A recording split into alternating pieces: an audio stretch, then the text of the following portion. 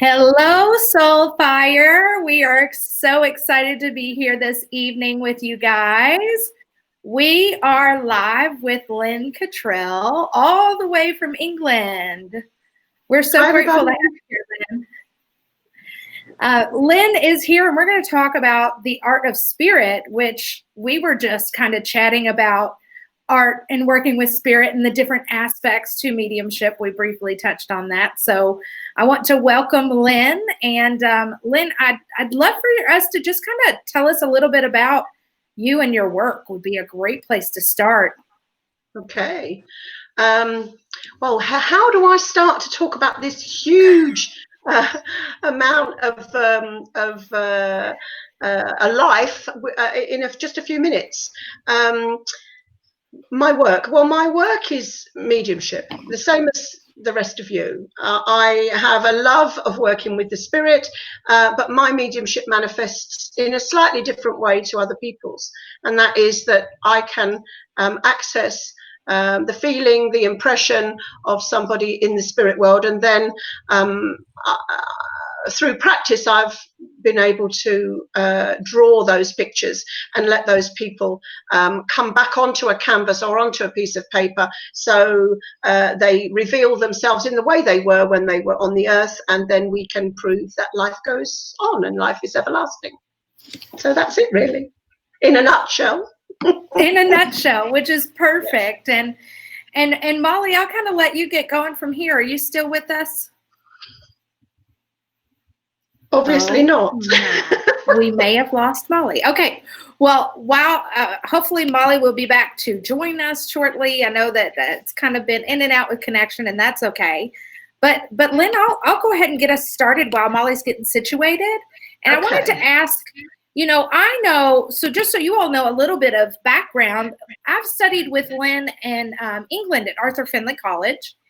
And so when I signed up for Arthur Findlay College, Lynn, I had no idea that I was doing art for a week. So I just followed the guidance of my teacher. And I was like, these are the classes I'm taking. I get there and I was like, I'm not an artist. And it was such a fun week. It was such a great week to kind of touch base on the art of things. So I really wanted to kind of, just ask you, like, do you always lead with art when you're working with spirit? The answer to that is no. But when I'm working at the Arthur Findlay College, generally I'm known for the art at the Arthur Findlay College. So that's my specialism, if you like. So at the college, then my first port of call would always be to work with spirit art.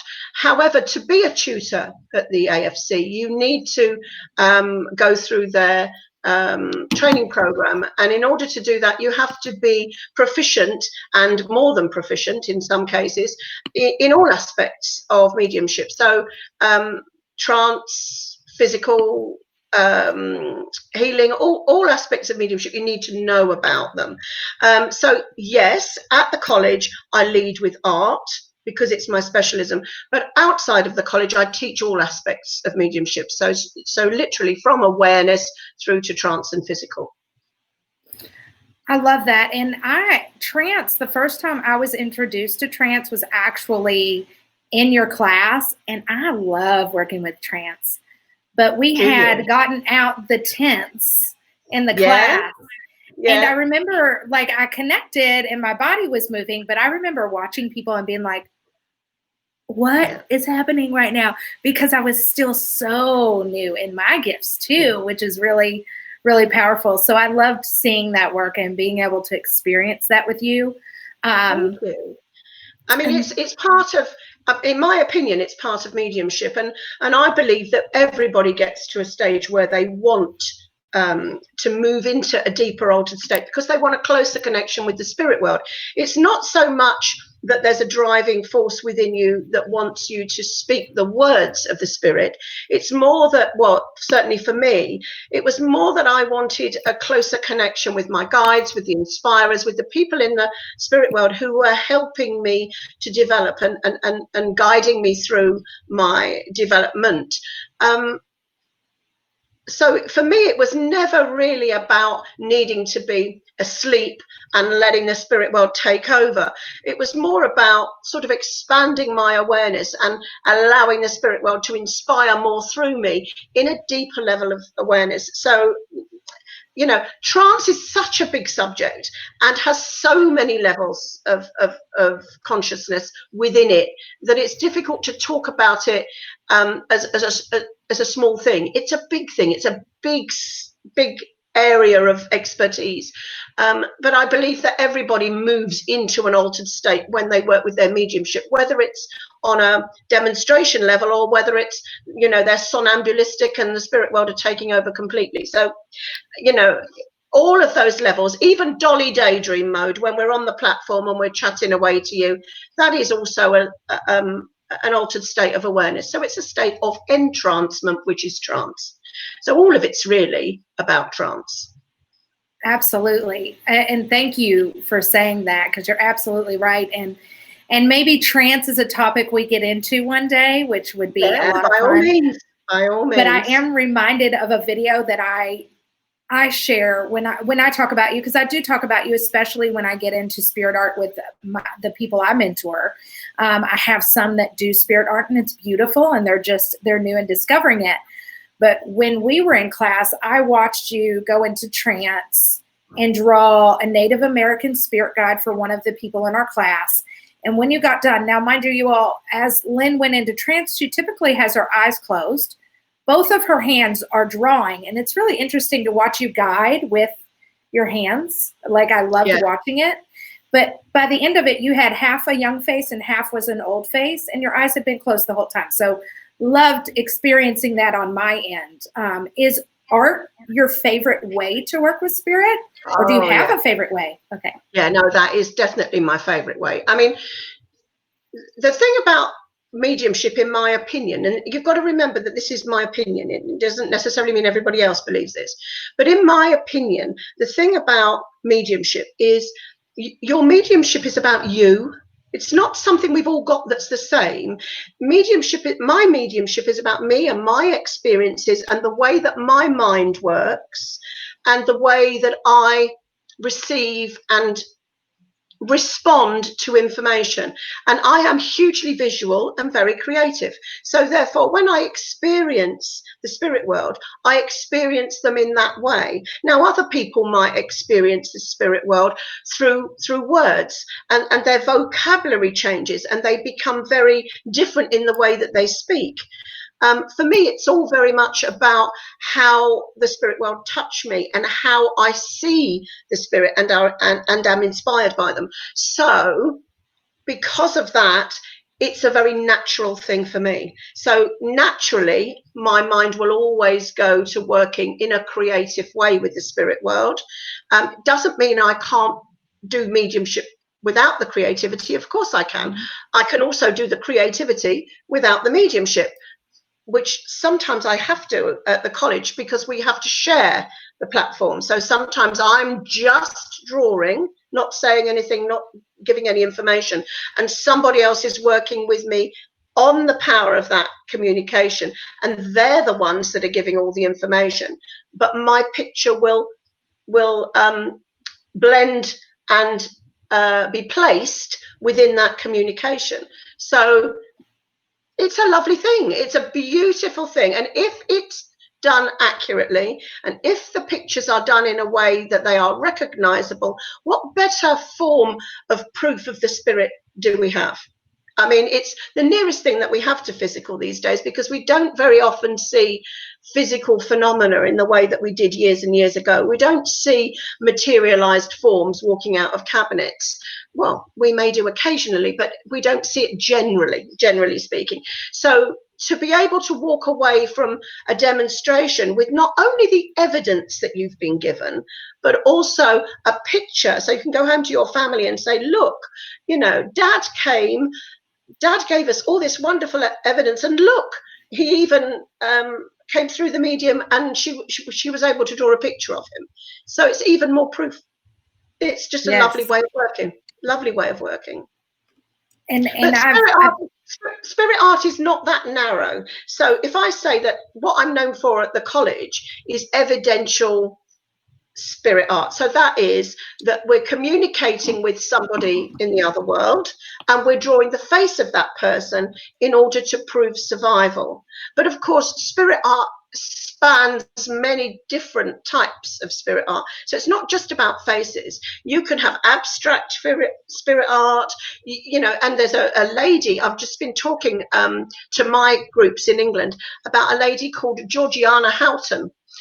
She's an English lady, but she was around from about, I think, about 1870 that we start to know of her.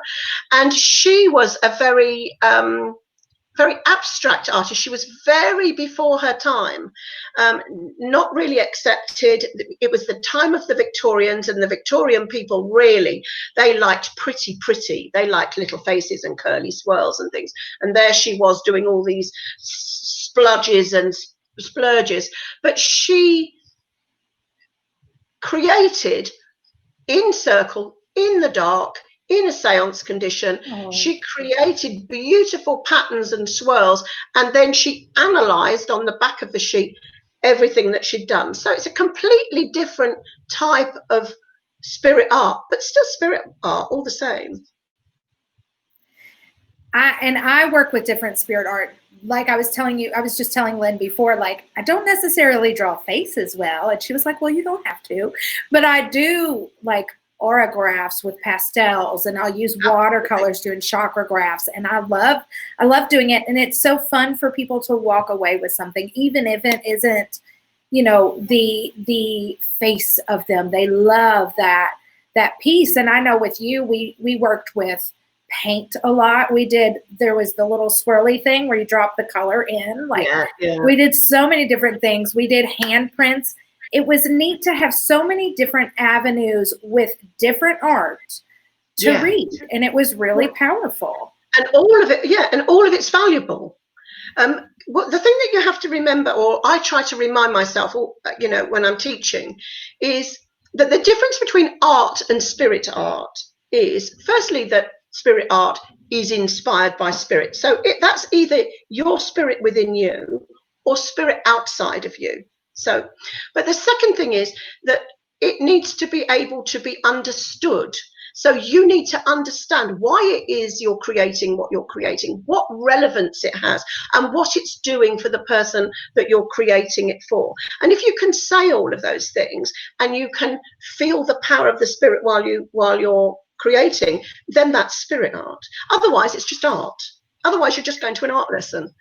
So what we try to do at the college is we try to give you lots of different ways of inspiring you to see how your mind, your mediumship responds to the different types of media that you can use. Because we don't want to churn out loads and loads of mediums who all do things the same way. We want you to find within yourself the way that you express yourself the best, and then you use and develop that forward. So take it away, take this idea away from the college, and then do something with it that makes it yours, that nobody else is doing. Because if we're all sitting there doing the same thing, then people aren't really going to be interested. But if we're all showing a different aspect of ourselves through the art, and a different aspect of the spirit through the art, then that makes it interesting for everybody. Absolutely. And I tell people too, you know, that's something I've had to sit with, is realize that I'm not the same as the medium next door. Mine's very different. And I've had to be okay with that, but it took me time. Yeah, absolutely. To be like, mine's just different. Yeah. And I don't want, when I teach, all my students to go away and work in exactly the same way I do, because that's not them expressing their own artistic ability or their own creativity or their own soul, for that matter. That's them copying me, and that doesn't work. They've got to find within themselves their way of working, which you've obviously done when you've gone back home and you've got your artwork out and you've created your way of working. And it will be different from my way of working, and it will probably be different from what I taught you at the college, because you've expanded on it and worked with it since you got home. And that's the way it should happen. Yes, absolutely. Thank you for that. That's beautiful. Okay, let me see what other questions I've got. And then I just want to say, we do have some people asking questions. So if you Okay, have cool. questions for Lynn, I'm going to get to those as well. So please ask, and I'll touch base with those And I'll do my and best just to shortly. answer, as long as they're not rude. Perfect. Right. No, we have a great group of people. So I feel like we've got a good variety of people too, like for beginning their journey to those who have been well in their journey. So we have a Absolutely. great uplifted group, and I am so grateful for that. Molly asked a few questions too, and Molly apologizes that she wasn't in. We just had some technology difficulty, and she's so sorry that she couldn't be here. But she did ask, we kind of put some questions together. So it was, tell us about how you learned you were a medium and the experience that helped you marry mediumship and art. Okay. So how did I discover I was a medium is a very, very, very long story. So let's suffice to say that there was a major event in my life, which I will tell you about on another occasion when we've got the whole session, because it probably take me 40 minutes to tell you. But let's say that I found I was mediumistic, and it was fairly early in my journey, maybe about I think I'd been sitting in circle. I don't know if you sit in circle over there, but in England it's very commonplace that we get together as a group of people in a church or in a home, and it's called a circle, and it's an environment that sort of fosters your development. And the more people you have in that circle, the more the power of the circle builds and everybody works for each other, the more everybody develops. So I joined a circle, and I was working in our local spiritualist church, and my mediumship at that time, my spoken mediumship, my clairvoyance was very, very, very good indeed.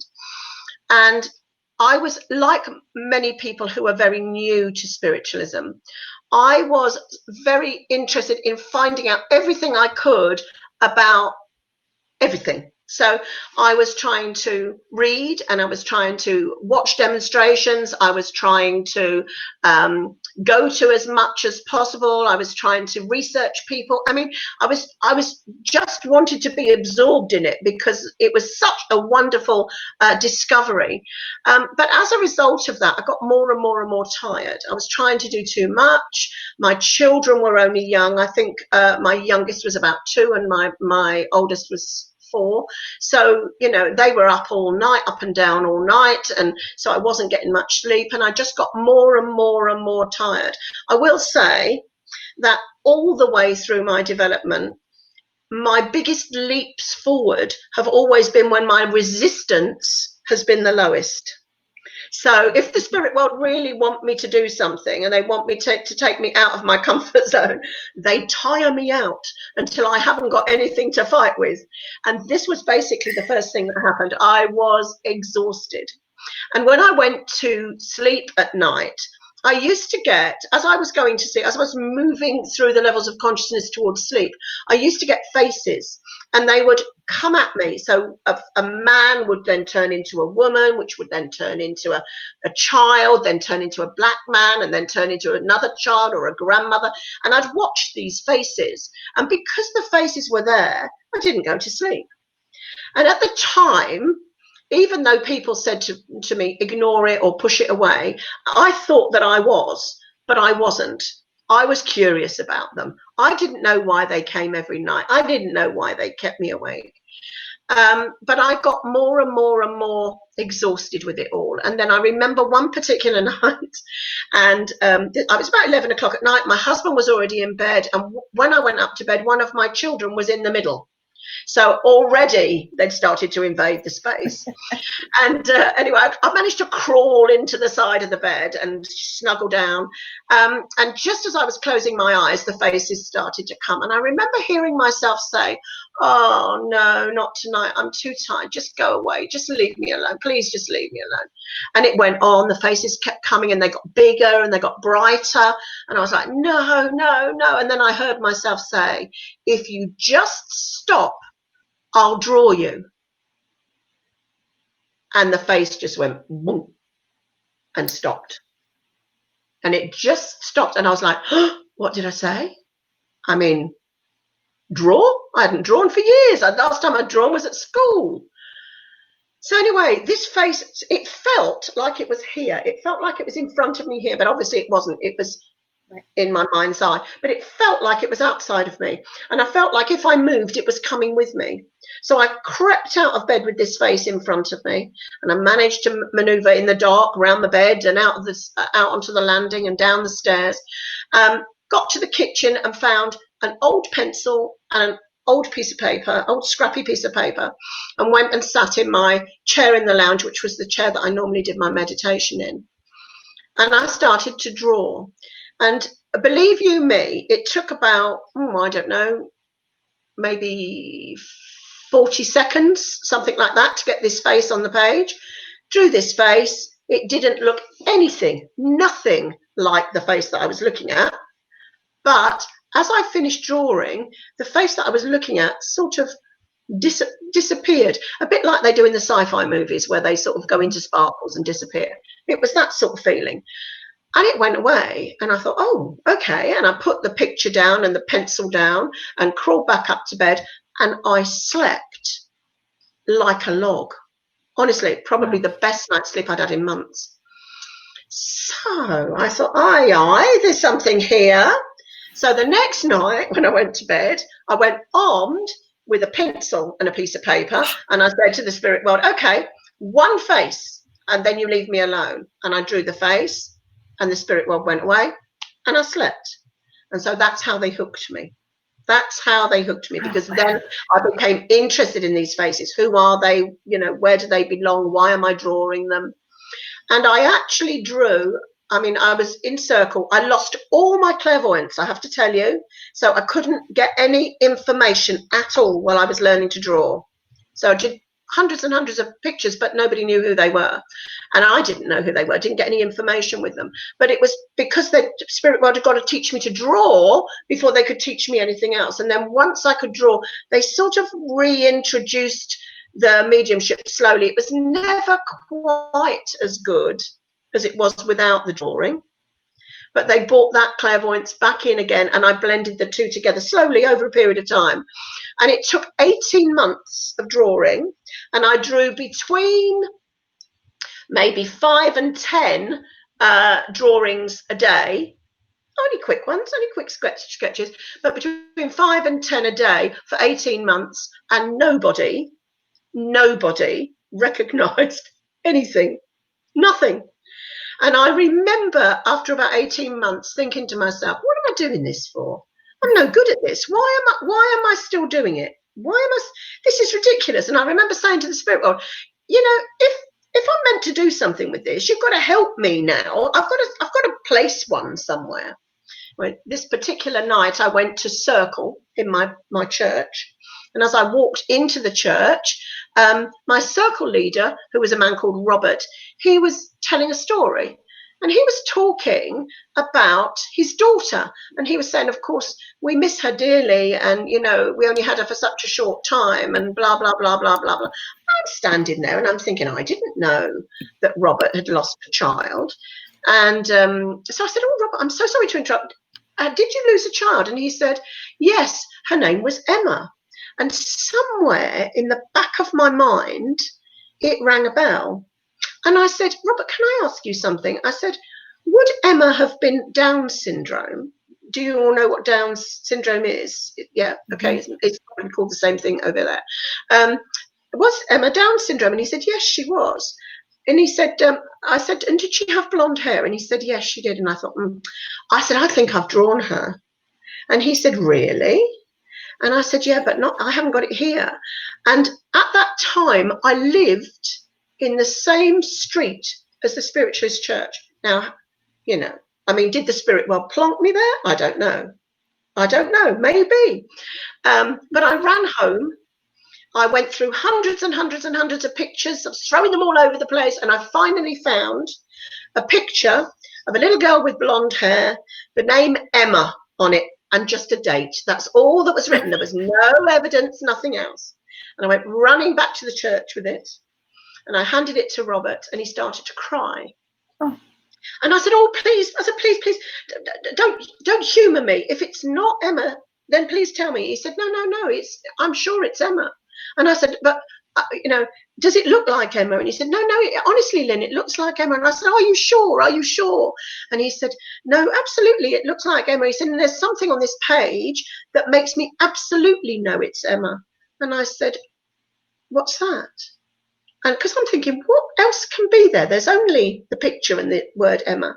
And then at the bottom of the page was the date, the 17th of July, which was obviously the date that I'd drawn it, which actually was 18 months before. And that was Emma's birthday. Oh, so that was it. That was the like, oh, I can do this. And then the fire in my belly started. And then I wanted to do it. And then I really started to put the work into it then, because then I knew that I'd got this ability, but I'd got to work at it to make it, better than it was. And over the years, I mean, I've had lots of years of working at it now. I first came into spiritualism about at the age of 35, and I'm 63 now. So it's over 30 years of drawing. So as the years have gone by, I've probably had every experience that a spirit artist can ever have. So therefore, that made me really in a good place to teach others, but it also means that my development goes onward. So I don't think I've stopped developing. I still think this is a process. And every year that I look, my pictures have changed slightly, or I do them in a different way, or they're revealing themselves in some way differently, or the spirit world ask me to do them in a different way. And that's what happened with the double-handed pictures. The spirit world asked me to try to do those double-handed altered states drawings, the ones that you referenced at the beginning of the session. So that's it. And here we are now. I love that. So for your messages, so for me, regardless of what I'm doing, I feel like the messages come the same for me. Do you feel like, because I know you said your clairvoyance changed, they took it away, and I do tell my students that your gifts can shift and change, especially if they're trying to enhance something else. So we do talk about that. It's usually that, actually what I know now that I didn't know then, but it's usually it's about your focus. So when you focus on something in particular, you are developing that aspect of your mediumship. So for me, I was learning how to draw, and I was focusing all my attention on all the information in my mind that enabled me to draw a picture, which didn't at that stage leave me enough space to open my awareness so that I could hear the voice of the spirit, or so that I could get some information about some other aspect of the person's life. I was so totally focused on the face that's all I got was the face. And it was only as I relaxed into the drawing and became more comfortable with that then my mind could almost stretch out and reach for the other bits of information, which are all there. It's not that it's all on different links and you've got to move your mind around. It's almost, can I use a funny sort of example? Yeah. If you stood in a tube, like a column, and information rained down around you, then, what my mind was doing was only picking up the bits of information that applied to what somebody looked like in order that I could draw a picture. But there was still lots of other information there that I just wasn't reaching out for. And what happens with time is you become very comfortable with those nice pieces of information that tell you how somebody needs to be drawn. And then it means that you can, who are they? And where did they work? And what did they do in their lifetime? And what were their hobbies? You can reach out for those more easily once you're comfortable in the space of the art. Does that make sense? Yes, I actually love that you said that, because what you said that lit me up was when you're comfortable and when you're focused. Now the focus, because, a lot of times you get so focused that you're not willing, also, not you're focused here, but it's like you stop everything else. So, I have people who are like, I can't. Blanket, isn't it? Yeah. It's your comfort blanket. I know, see what happens in your mind is, I know I can do it if I do it this way. And then you stay in that that funny little space, and you don't try to do it any other way, because that's where your comfort is. But what you've got to do is take yourself out of your comfort and reach out, which is what you're talking about, you doing, which is fantastic. Absolutely fantastic. Yes. And it does shift and grow. And also I feel like I'm always wanting to grow my own work. So I love that you shared with us that it's still developing, because it's always developing. Yeah, and we do have circle here. The spirit world like to take me out of my comfort zone.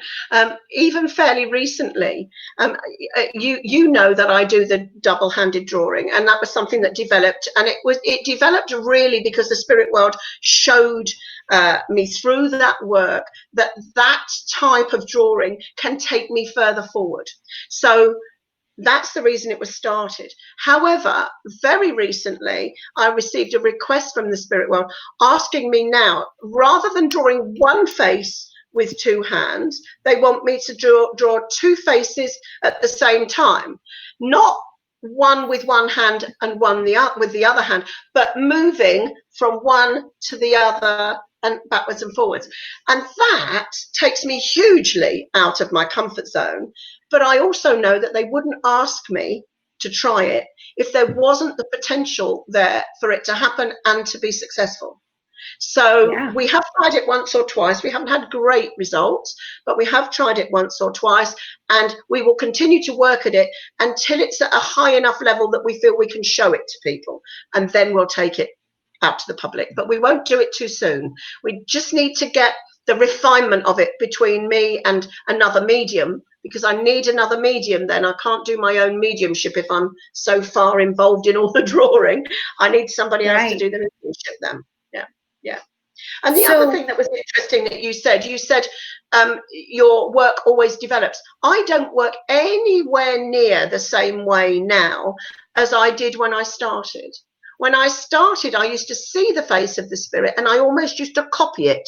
So I'd be there trying to get the eye right and trying to get the nose right. And now I don't. I just let go and let the pencil go, and suddenly the face starts to come out of the page.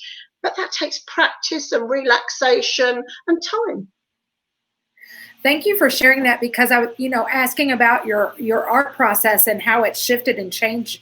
I remember being in class for the first time, y'all, that I drew a face, and I'm drawing and I put this little mustache on him. I'm like, I have no idea, because I didn't see his face. I just went with what I was guided to put on there. And for me, it was like, put a mustache on. So, I was more hearing it and had the feeling, the sense of what to do. So it's interesting to hear, like in the beginning, it was the face, and now you're more guided with what to put on the page. Yeah, and also it doesn't happen in the same order for everybody. So not everybody will go through every process that I went through. I think I went through most of the processes, firstly, because the spirit world knew I was going to teach. So they knew I needed to know about every process. And secondly, because I think that there was, it sounds awful, but maybe there weren't teachers like me around in my time to help me move forward without making the mistakes that I made. So the difference between me and the teachers that I had is that because I had such a comprehensive journey, because I've done more or less every aspect and I've gone down every route with the art, I can cut corners for people. So when I'm teaching someone, I can say, well, you can go down that and practice that for 6 months, but actually if you just do this, it'll take that away and it'll cut that bit out, and you'll move quicker, or you'll develop it, that aspect of your art, that much quicker because of it. And that's why I think the spirit world taught me in the way that they did, was so that I could then teach others, but give them a shorter journey than I had. Well, and I can say that your teaching method is very relaxed. Very relaxed. And I love that, because you need to feel relaxed when you're working with spirit. And we did have someone say, how do you define spirit? And I'm sorry I didn't ask that sooner, but like for me, when I connect with spirit now, that could be my own spirit, that could be the spirit of another, that could be my guides, my angels. But how do you define spirit? Well, I think we're all spirit. So we are spirit incarnate, they are spirit discarnate, and there are many spirit discarnate, and there are just as many spirits on this earth who are incarnate. They're not just in human bodies. We have spirit everywhere. So for me, it's the part of us, the part of us that's connected to the other worlds. And yes, I connect with spirit guides. Yes, I connect with angels. Yes, I connect with people who've died. Yes, I connect with ancestors. You know, so I try not to put any limitation on what spirit is to me. And I'm also a bit different because I think there's value in both psychic work. So psychic is working from the soul, working from the self. The psyche is a word that's Greek in its origin, and it means soul. So the soul work is about, what do I feel? What do I sense? What do I know about you? So that's psychic work. And then mediumship or mediumistic work is the spirit. So that's the spirit outside of us, the spirit discarnate, the spirit that we reach for in the other worlds. So you know, spirit is spirit is spirit. It's everywhere. You know, it's in every part of us and every part of everyone else. Yes, thank you for sharing that. And that was a beautiful question that I feel like is a great question for this group. So then when you do your work and you're doing your art process, do you feel like sometimes you're working with guides and angels and sometimes you're working with spirit? Like, do you do, especially in your psychic work, a lot of my psychic work is where my art taps into more than my mediumship. Yeah. So, I mean, what I'm doing a lot of at the moment, because through lockdown, we obviously all, you know, stopped working, didn't we? We all had to find a different way of working. And the spirit world asked me to do some one-on-one pieces of artwork for people. So what I've been doing is tuning into their name, you know, so the person sends me their name, I tune into their name, and then I draw for them. And that drawing can be a face, it can be a guide, it can be animal spirits, it can be done in one style or in another style. I just let the spirit world tell me or inspire me with what's to go on the page, and then I write the information in a 3 or 4 page document that goes with the picture. But mostly that's done from the soul. Mostly that's done from my intuition. But equally, I don't separate the two, because I think every communication is part psychic and part spirit. So I can't honestly tell you which bits of it come from the spirit world and which bits of it are coming from my soul. I don't even stop to think. I just let it roll out. I just let it come. And some of it will be very evidential and very factual, and other bits will be about feelings and about sensation and about the thing that the spirit world made me think of at that moment. mm-hmm. So in answer to your question, you asked, do I connect with guides? Do I connect with spirit people? When I'm doing evidential art, in other words, when I'm drawing somebody's grandmother or grandfather and I'm looking to prove survival, generally I'm working with that soul in the spirit world. I'm not really aware of my guide, other than if the instructions need to be given to change something on the picture. So I will sometimes hear a voice and it'll say to me, the nose is too wide. And then I know I've got to narrow up the nose, or that there'll be in between the information about what I'm drawing, there'll be something coming in. And generally speaking, I would identify that as my art guide who's given me that information. But I'm connecting with and getting the information from the person in the spirit world. Okay. Now, other times I might be working. So say, for instance, I was to draw for you. I might, Jessica, look at your name and then feel your guide come close to give me either information or to put his or her picture onto the board. So sometimes I'm working with my own guides, and sometimes I'm working with your guides or the person I'm drawing for's guides. Then also, that's people in the spirit world, guides in the spirit world. Now, where do you draw the line between what is a guide and what's an angel? Okay, because some people see the energy as guides, and some people see the energy as angelic, and some people see it just as color or vibration, which is actually what it is. It doesn't have always a physical form that we can see. Sometimes it's a vibration, and we have to go into that vibration to feel, what is that vibration telling me about the energy around this person? So it's very different, but I would say I don't limit myself. I'm willing to work with anyone or anything that comes from the spirit world that wants to inspire, that wants to give advice, and that wants to heal. Any of those reasons for coming, I'm happy. Anything that I don't feel comfortable with, out the way, not interested. So I love that. Not nice. Yeah.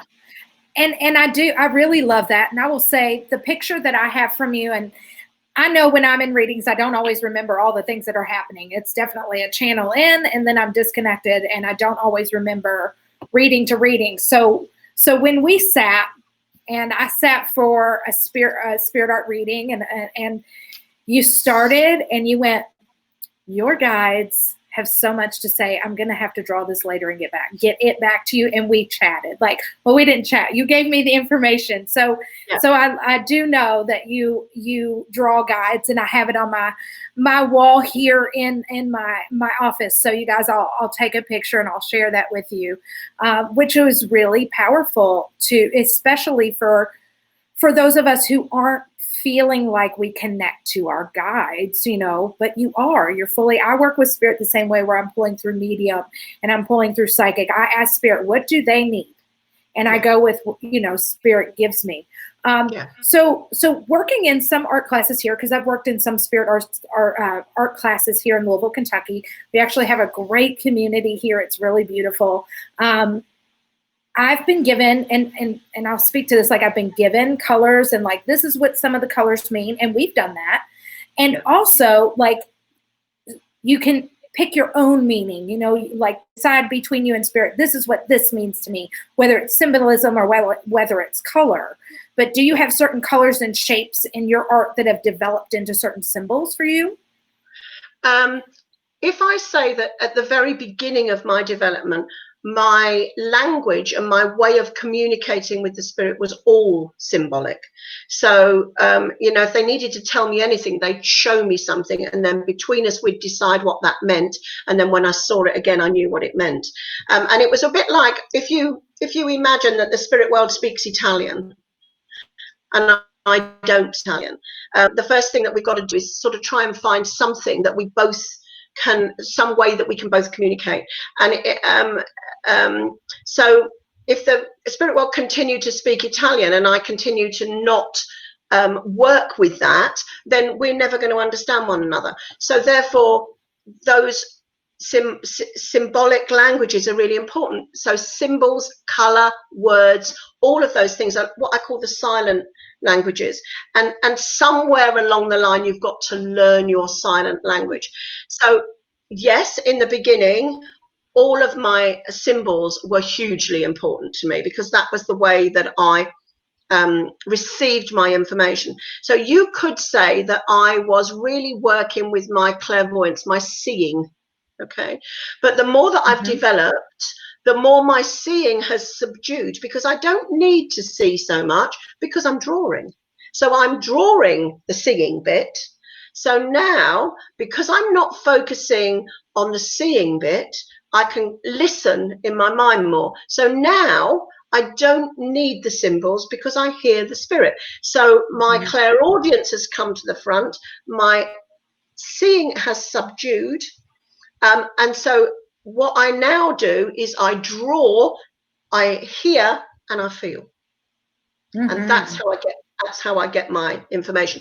And then the symbol side of it, there's still symbols that are really important and that are really, really helpful. For instance, when I was very early in my development, I had one or two very tricky sittings where I would spend loads of time trying to prove to someone that I'd got their father, and I was getting no, and yet I knew I'd got father.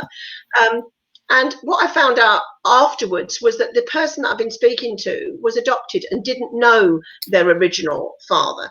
And I'd wasted so much time in the sitting trying to prove someone to them that they really knew nothing about. So I set up with the spirit world a symbol that they would show me, either if someone was adopted or if somebody had a very complicated background.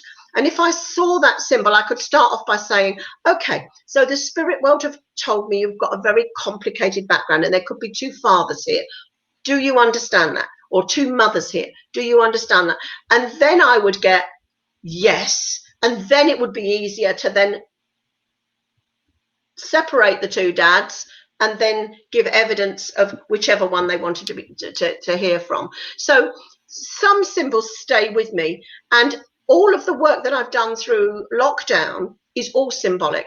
So many of the things that come onto the page are either animals or pattern or color, and I know immediately when they come on the page what that means. And one animal can give me half an hour of speaking. So because I talk about the characteristics of that animal, the things it's come to teach, the different way that it lives its life, those sort of things. So the more you know, the more you put in here, the more you know, the more the spirit world can access what's in here.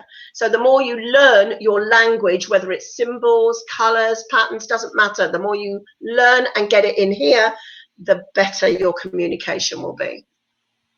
Sounds a bit bad, but when I was very early days, I used to lay in bed and I would have on my ceiling, not literally, but I would imagine the shape of England, and I would learn where every county in England was, so that if the spirit world wanted to say to me there's a connection with Cornwall, I knew exactly where Cornwall was. They could show me where Cornwall was, and I could say, they're referencing Cornwall, so I know that there's a connection in Cornwall. I laid for hours learning flags of the nations, so that if somebody was connected with Austria or Japan or Australia, all the spirit world had got to do is give me a quick flash of a flag, and I thought, oh, I know that, I know where that is, and then I could go on and talk about it. So it's a way of cutting corners, and it's a way of the spirit world telling you a lot of information just by giving you a quick picture. Well, if you aren't psychic, I was just going to ask you for tips on symbolism, but you already answered that. No. I was like, well, good. I don't even have to ask her. She's tuned in real well here. Well, I think what you have to remember is it's no good learning about symbolism if you're not visual, and it's no good learning about the map of the world if you're not, if you're not interested in that. So you learn about what you're interested in. Can I just tell you a quick story? There was a man in my circle, and he was sat in my circle for I don't know, for 18 months. He never used to get very much at all, and he was so sweet. He said, I'm here for everybody else, I don't need anything for me. But I knew that he did. I knew he needed something for him, and I watched him and watched him and watched him and watched him, and I knew he was getting information, but I couldn't see why he wasn't willing to let it come forward. And I said to him one day, what is it that you're interested in? I said, what's your hobby? What do you do? And he said, I love aeroplanes. I said, oh, how lovely. I said, do you know about all? He said, I'm so interested in aeroplanes. He said, I know all about the World War aeroplanes, and I know all about the modern aeroplanes, and I know about this, and I know about that. And I said, oh, that's really interesting. I said, let's try something. I said, close your eyes. I said, and just see if you can feel the spirit world there. And I'd say, can you feel something? And he'll say, yeah, I can feel a bit of something. And I say, okay, so just tell me, is it a man or a lady? And he said, oh, it's a man. And I said, okay, what type of aeroplane are they? And he said, oh, this man's a Concorde. And I thought, I've got you, because now the spirit world can use what he knows to give him information, because he knew all about a Concorde. He knew that this man was sophisticated, sleek, dynamic, powerful. And he knew that straight away by knowing that the man was like a Concorde. Do you see what I'm saying? And then he'd talk about, he'd say, well, I've got a little biplane here, a little, little plane with two wings. He said, and then he'd talk about the person in terms that he knew. And suddenly, he was mediumistic. Suddenly, he'd got his communication. So the important thing is that you know your own mind and that you know how your mediumship works for you. And the spirit world will use whatever you know or whatever you put here.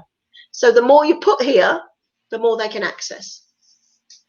That is beautiful. And I feel like I have something whole new to work with. I have to figure out what it is. But I feel like so many people can take that. Now I'm over here going, is it musicals? Do I need to describe people in musicals? Because I can do that.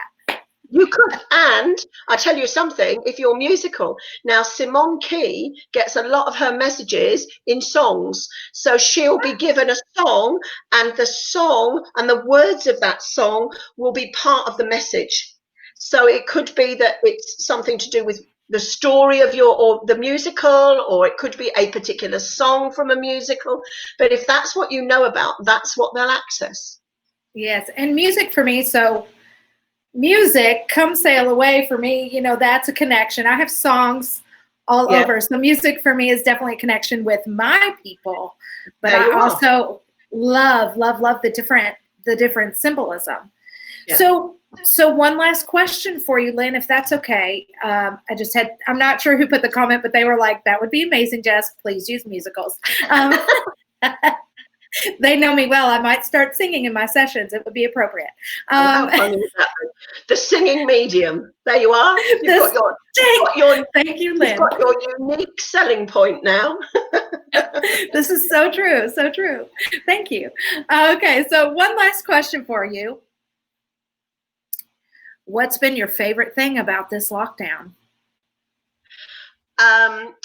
Well, firstly, can I say I have huge sympathy for all the people that have lost loved ones, because that must have been absolutely horrible for people. And specifically over here, we weren't allowed to accompany anyone into hospital. So many grandfathers, grandmothers died, you know, without their family around them, and that must have been very, very difficult indeed. So let's not take away from how awful it was. Mm-hmm. However, absolutely.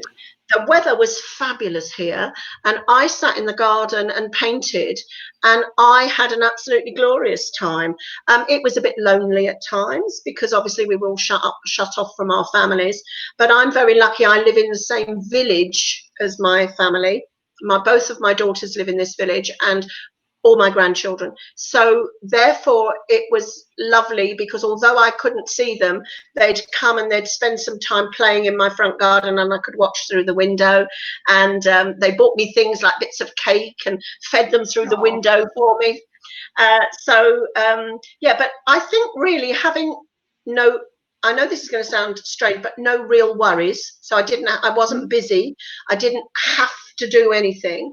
And the lovely choice of working for people individually and just doing my own thing in my own time. People were really lovely. They gave me almost free rein. They said, just draw for me, Lynn, you know. And so I had the joy of maybe spending 6 or 8 hours creating something beautiful for them and then writing all about it. I don't get that time generally. You know, generally I'm trying to do a drawing in 15 minutes in a sitting. And it was just such a joy to be able to connect with the spirit for that length of time. And I honestly, Jessica, I learned so much from other people's guides and helpers. I learned so much, or I was reminded of so much as well. Things that I'd sort of learned and forgotten about that all came back into my mind again. So I think just having a little bit of time for myself has been really, really, really wonderful. Really wonderful. That's beautiful. Thank you for sharing that. And yes, I definitely wouldn't want to take away, because this has not been necessarily an easy time, but I definitely wanted to lift into the positive, because I feel like there are ups and downs for everybody in this. And so thank you for respecting that and saying that way. Yeah, I think I mean, it's still going on here, and I'm sure it's still going on with you. And you know, you've got to make the best out of it. And if you come out of it alive, which I have, I think we've got to be hugely grateful because, you know, it missed us on this round. It missed us, and so we get the opportunity to go on. There will be many families all over the world who are grieving through this time, and although that gives a lot of work to mediums, we don't want that sort of work, you know, and that pressure now, going back out into the working field, where you're going to have so many spirit people who really do need to reconnect because they weren't with their loved ones when they passed. That's going to be emotional, that's going to be difficult, but that's the job of a medium. That's what you do, that's what you sign up for. You know, you can do all the nice pretty things, but you've also got to do the nitty-gritty too, and you know, that's what we're basically agreeing to do when we work as mediums. We're agreeing to work for the spirit world in the way that the spirit world need us to, when they need us to. And thank you so much. Here endeth the lesson. I know, right? Mic drop. We call that a mic drop here. That was perfect. Lynn, where can people find you? Or where's the best place to keep an eye on what you're doing? I used to have a website. I don't anymore because it just became too much of a bother. And so now I use Instagram and I use Facebook. So I'm on Facebook twice. I'm there as Lynn Cottrell and Lynn Cottrell Spirit Art, but there is more on the Lynn Cottrell site than there is on the Spirit Art site, because the Spirit Art site is a page, and so I only put it on occasionally, whereas the Lynn Cottrell page, there's a lot of art on there, so if you want to go and see my art, you can find it there. Instagram, I'm on Instagram. That's about it, really. Or if you want to contact me, you just contact me, just Google my name and I'll come up somewhere in the feed. Used to be right at the top, but I don't concentrate on it anymore, so it's somewhere in the middle.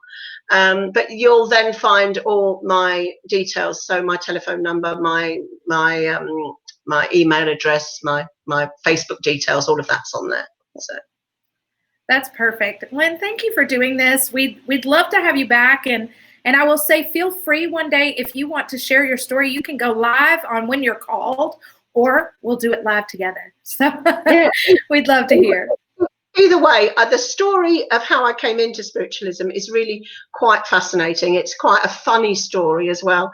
And I think many people who come into spiritualism either come in because they've lost somebody or because they've had some sort of experience. And my experience was a bit of an amazing one. So, yeah, I'd like to tell that story sometime, but it is a long one. So cool. Yeah, we would love it. So you and I will connect more, which I also love. And thank you. Yeah, thank you for coming on. Yes. Oh, love it. Lovely. Thank you very much indeed. I hope your lovely Americans understood me. They did. I know they did. I know they were excited. So good. Okay. Good night, you guys. We love you, and we'll see you soon.